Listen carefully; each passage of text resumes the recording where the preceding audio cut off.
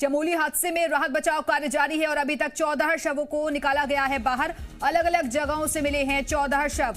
15 लोगों को सही सलामत रेस्क्यू किया गया है। चमोली पुलिस की तरफ से ये जानकारी दी गई है। टनल में फंसे लोगों के लिए राहत बचाव कार्य जारी है और जेसीबी की मदद से टनल के अंदर पहुंचकर रास्ता खोलने के प्रयास किए जा रहे हैं। अभी तक कुल 15 व्यक्तियों को रेस्क्यू किया गया है और 14 शव बरामद कर लिए गए हैं। फिलहाल रेस्क्यू ऑपरेशन अभी भी चल रहा है और ये तस्वीरें आपको दिखा रहे हैं। कार्य में अभी भी एनडीआरएफ की टीमें जुटी हुई हैं। हालांकि ये कल की तस्वीरें हैं, लेकिन रात भर रेस्क्यू ऑपरेशन तेजी के साथ चला। फिलहाल टनल के भीतर जेसीबी की मशीनें मौजूद हैं क्योंकि मलबा बहुत ज्यादा है, उसे हटाने के प्रयास किए जा रहे हैं। 15 लोगों को सही सलामत रेस्क्यू कर लिया गया है, जबकि 14 शव बरामद किए गए हैं। तो ग्लेशियर टूटने के बाद ये तबाही देखने को मिली। हालांकि अब राहत की बात यह है कि जो जल स्तर है वो कम हुआ है, पानी का लेवल कम है और इसी वजह से कोशिश यही कि जल्द से जल्द हालात पर काबू पा लिया जाए। हालांकि एनडीआरएफ, एसडीआरएफ, आईटीबीपी, एयरफोर्स सारी टीमें अलर्ट मोड पर हैं। रेस्क्यू ऑपरेशन तेजी के साथ चल रहा है और रात भर ये रेस्क्यू ऑपरेशन चला। उसके बाद सुबह अब और ज्यादा तेजी देखी जा रही है। हालांकि ये खतरे का जो अलर्ट है वो उत्तराखंड से लेकर यूपी तक में अलर्ट जारी कर दिया गया है। मुख्यमंत्री योगी आदित्यनाथ की तरफ से भी मृतकों के परिवार वालों के प्रति संवेदना जाहिर की गई और उन्होंने कहा कि हमारी सरकार उत्तराखंड सरकार के साथ है। इसके साथ ही प्रधानमंत्री नरेंद्र मोदी ने भी 4 बार मुख्यमंत्री से बातचीत की है, हर संभव मदद का भरोसा दिया है। पीएम राहत कोष की तरफ से भी मदद का ऐलान किया गया। लेकिन ये तस्वीरें आपको कल की दिखा रहे हैं, जब बांध टूट गया था और उसके बाद ये पानी किस तरीके से कई जिंदगियों को बहा कर ले गया। 100 के करीब लोग बताए जा रहे हैं जो कि लापता हैं। हालांकि एग्जैक्ट आंकड़ा अभी तक सामने नहीं आ पाया है, लेकिन 14 शवों को बाहर निकाला गया है और 15 लोगों को सुरक्षित टनल से बाहर निकाल लिया गया। अभी मलबा हटाने का जो काम है वो तेजी के साथ चल रहा है, लेकिन एहतियातन कई इलाकों को खाली करा लिया गया है। रुद्रप्रयाग तक फिलहाल पानी पहुंचा है और उसके आसपास के जो इलाके हैं, जो लोग नदी किनारे रह रहे थे, उनको वहां से जाने के लिए कहा गया है। एहतियात के तौर पर उनके लिए व्यवस्थाएं कर ली गई हैं। और ये देखिए कितना जोखिम भरा होता है रेस्क्यू ऑपरेशन पहाड़ों पर करना। जरा तस्वीरें देखिए, ये कल की तस्वीरें आपको दिखा रहे हैं चमोली की, जब नीचे तक पहुंचने के लिए लोगों को कितनी मशक्कत करनी पड़ी। आईटीबीपी की टीम, कल डीजी ने भी जिस तरीके से बताया कि जैसे ही बहुत तेज की आवाज आई। उत्तराखंड में चमोली जिले के रैणी गांव में ग्लेशियर टूटने के बाद नदी का जलस्तर बढ़ गया और पानी ने विकराल रूप धारण कर लिया। इस विकराल रूप के आगे जो भी आया तिनके की तरह बह गया। ग्लेशियर टूटने से धौली नदी में बाढ़ आ गई, जिसे चमोली से लेकर हरिद्वार तक अलर्ट जारी किया गया। और इसी घटना से जुड़ी हुई बड़ी तस्वीरें हम आपको इस वक्त टेलीविजन स्क्रीन पर दिखा रहे हैं। पहली तस्वीर में आप देख सकते हैं कि कैसे ग्लेशियर के टूटने के बाद बाढ़ का सैलाब आया, जो अपने साथ कई लोगों को बहा कर ले गया। कल सुबह करीब 10 बजे यह सैलाब पहाड़ों से बहता हुआ नीचे की ओर आया। तपोवन डैम के बैराज तोड़ता हुआ यह सैलाब आगे निकल गया। दूसरी तस्वीर में भी आप देख सकते हैं कि राहत और बचाव कार्य युद्ध स्तर पर जारी है। घटना की सूचना मिलते ही एनडीआरएफ की टीम घटनास्थल के लिए रवाना हो गई थी और फिलहाल रेस्क्यू ऑपरेशन चल रहा है। फिलहाल एनडीआरएफ, आईटीबीपी, सेना और वायुसेना की टुकड़ियां राहत और बचाव कार्य में लगी हुई हैं। घटना पर प्रधानमंत्री और गृह मंत्री ने पूरी नजर बनाई हुई है। प्रधानमंत्री मोदी ने अब तक 4 बार उत्तराखंड के मुख्यमंत्री त्रिवेंद्र सिंह रावत से बात की है और हालात का जायजा लिया। साथ ही प्रधानमंत्री राहत कोष से मृतकों के परिवार वालों को 2 लाख रुपए देने का ऐलान किया है। वहीं मुख्यमंत्री रावत ने 4 लाख रुपए की सहायता राशि देने की बात कही। और चौथी तस्वीर में भी आपको दिखा रहे हैं 2013 की वो भयावह तस्वीर, जब उत्तराखंड के 13 से 17 जून के बीच भारी बारिश की वजह से भयंकर तबाही आई थी। हजारों लोग इसमें लापता हो गए थे, जबकि 1 लाख से ज्यादा लोगों को सेना ने बचाया था। तो फिलहाल युद्ध स्तर पर ये रेस्क्यू ऑपरेशन चल रहा है। उत्तराखंड के चमोली में आई आपदा के बाद वहां राहत और बचाव कार्य फिलहाल जारी है। और ये तस्वीरें आपको रात की दिखा रहे हैं कि किस तरीके से रात भर ये रेस्क्यू ऑपरेशन चला। सेना ने वहां रात में भी राहत कार्य में कोई ढिलाई नहीं बरती और लगातार अंदर फंसे लोगों को निकालने के लिए काम करती रही। तस्वीरों में भी आप देख सकते हैं कि किस तरह रात के अंधेरे में भी राहत और बचाव का काम चलता रहा। फंसे हुए मजदूरों को ऊपर लाया जा रहा था। सेना लगातार वहां डटी हुई है ताकि एक एक इंसान को वहां से बाहर निकाला जा सके।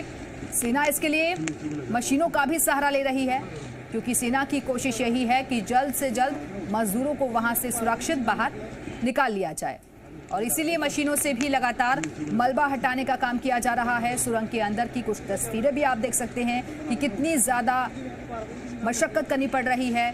फिलहाल इन टीमों को बताया जा रहा है कि ये सुरंग जिसमें मजदूर काम कर रहे थे वो 250 मीटर लंबी है, और यही वजह है कि सेना और एनडीआरएफ की टीम को भी इसमें काफी मुश्किलें पेश आ रही हैं।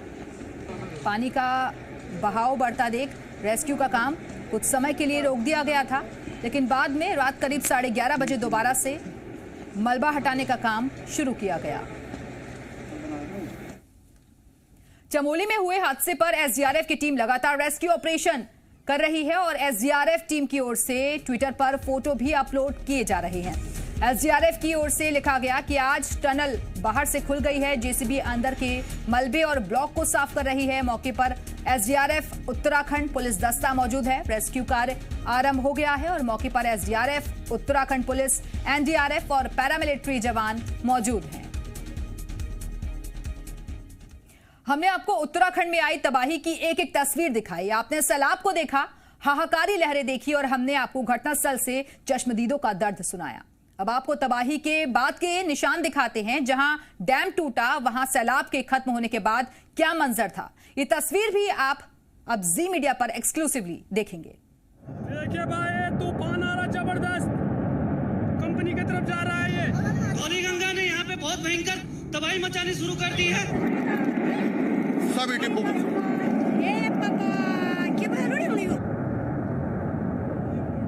उत्तराखंड के जोशीमठ में ग्लेशियर टूटा, कंपनी की तरफ जा रहा है। ये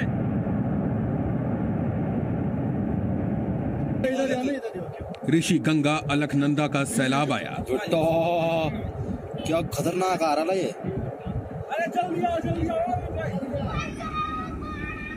ऋषि गंगा हाइड्रो प्रोजेक्ट तबाह हो गया।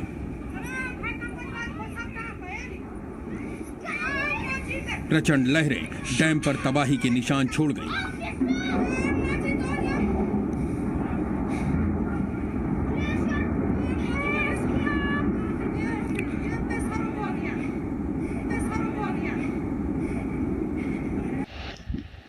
कहते हैं कि हर आपदा अपने पीछे तबाही के निशान जरूर छोड़कर जाती है।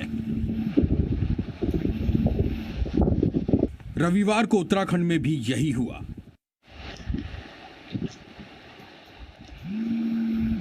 आप इस वक्त अपनी टीवी स्क्रीन पर जो तस्वीरें देख रहे हैं वो उसी डैम की हैं और सैलाब के आने के बाद की हैं। आप देख सकते हैं नीचे घाटी में चारों तरफ मलबा ही मलबा है। नीचे तलहटी पर जहां से पहाड़ शुरू होता है वहां भी काफी ऊपर तक तबाही के निशान देखने को मिल जाएंगे। रोड तो नहीं गई, पर वो पूरी नदी का जो डैम। अब देखिए, ठीक इसी जगह पर सुबह जब प्रचंड लहरें आई थी तो कैसे अपने साथ सब कुछ बहा कर ले गई थी। इधर से नहीं फटा, इधर से फटा तो सब चले जाते थे। केदारनाथ में नहीं आई वो वैसी यार की भाई। हाँ, नीचे जैसे चमोली है, चमोली में तो दिक्कत आ जाएगी भाई। लहरें जहां से भी गुजरी, बाद में यही मंजर हर तरफ देखने को मिला।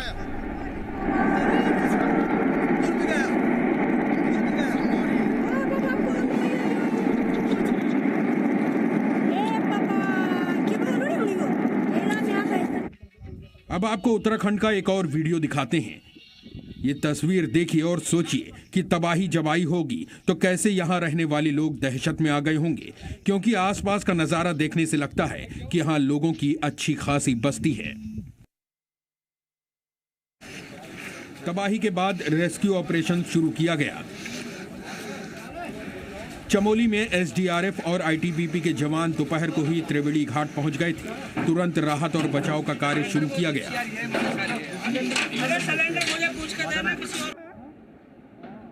इस वीडियो में आप तपोवन में रेस्क्यू ऑपरेशन की तस्वीरें देख सकते हैं। आईटीबीपी के जवान यहां भी आपको संकट में फंसे लोगों को बचाते दिख जाएंगे। सड़क को ब्लॉक कर दिया गया। आईटीबीपी के जवान रस्सियों के सहारे नीचे उतरे।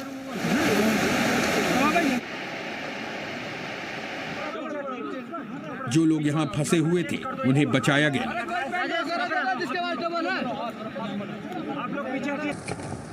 आईटीबीपी के बाद अब आपको एसडीआरएफ का रेस्क्यू ऑपरेशन भी दिखाते हैं। एसडीआरएफ की टीम भी मौके पर थी। एसडीआरएफ के सदस्यों ने लोगों की जिंदगी बचाई।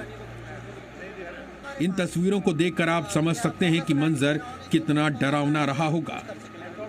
रेस्क्यू टीम ने मौके पर पहुंचकर यहां फंसे कई मजदूरों को बचाया। तो बैराज डैमेज हुआ है और हाइड्रो इलेक्ट्रिक प्रोजेक्ट डैमेज हुआ है और वहाँ कई वर्कर्स भी थे। तो अब ये नहीं पता कि कितने लोग हताहत हुए हैं, लेकिन वो एक डेवलपिंग सिचुएशन है जिस पर हम लोग नज़र रख रहे हैं। जो इनिशियल आउटबर्स्ट था वो तो हो चुका है और जो वॉल्यूम ऑफ वाटर डाउनस्ट्रीम जा रहा था वो चल चुका है।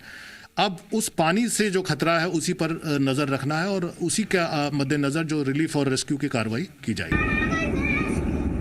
आईटीबीपी के डीजी से जानकारी मिली कि ऋषिगंगा नदी के आसपास करीब 2 से 3 डैम बन रहे थे। जो डैम टूटा है वो रैणी गांव पर बन रहा था।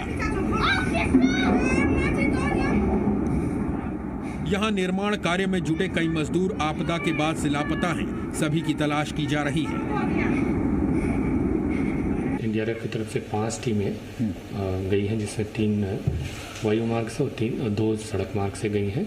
उसके अलावा दूसरी एजेंसीज की भी टीमें लगी हैं और स्थिति का आकलन लगातार किया जा रहा है। आवश्यकता पड़ी तो हमारी टीमें अन्य जगहों पे भी अलर्ट पे रखी गई हैं।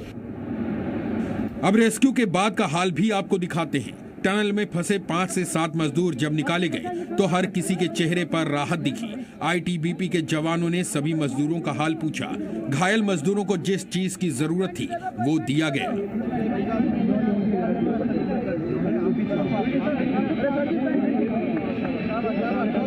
बताने की जरूरत नहीं कि आईटीबीपी के जवान देवभूमि में किस तरह से एक बार फिर संकट में फंसे लोगों के लिए देवदूत बन गए। कैसे एक बार फिर मुसीबत में आए लोगों की जिंदगी बचाई। ब्यूरो रिपोर्ट, जी मीडिया। उत्तराखंड में भारी तबाही के बाद रेस्क्यू ऑपरेशन जारी है और सेना और एनडीआरएफ के साथ ही आईटीबीपी और दूसरी एजेंसियां राहत और बचाव कार्य में लगी हुई हैं। हालांकि राहत की बात यह है कि चमोली आपदा से अब आसपास के गांवों को खतरा नहीं है। नदी का जलस्तर कम हो रहा है। तूफान आ रहा जबरदस्त, कंपनी की तरफ जा रहा है ये।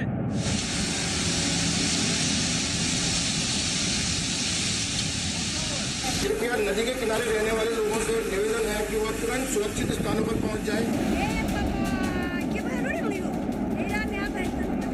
धौली गंगा ने यहाँ पे बहुत भयंकर तबाही मचानी शुरू कर दी है।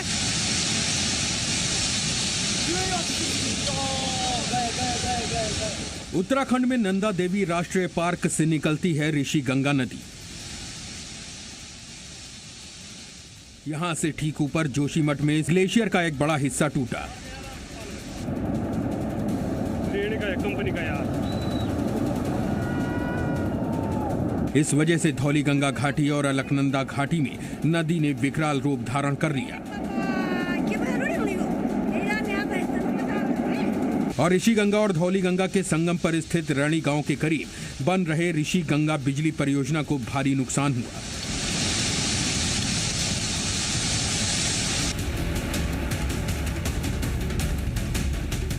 आप एनिमेशन के जरिए समझ सकते हैं कि तबाही कैसे आई, डैम को नुकसान किस तरह से हुआ।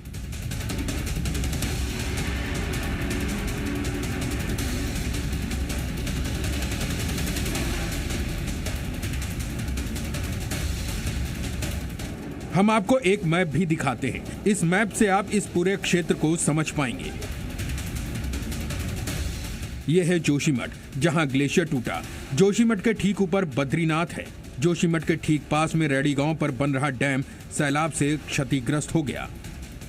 पानी का लेवल बिल्कुल सामान्य है। अनुमान के तहत मिसिंग 125 के आसपास हो सकते हैं, ज्यादा भी हो सकते हैं, क्योंकि अभी जो कंपनी के लोग हैं वो भी अभी कुछ बता पाने में एकदम, अभी सब लोग रेस्क्यू में लगे हुए हैं। वहां पर डॉक्यूमेंट के कोई बच्चे ही नहीं है कि कागजों के आधार पर कुछ कह सकें। हम आपको उन लोगों की बात भी सुनाते हैं जो सैलाब आने के समय मौके पर मौजूद थे। उन्होंने मोबाइल से पूरा वीडियो बनाते हुए इस आपदा की तुलना 2013 में केदारनाथ में आई तबाही से की।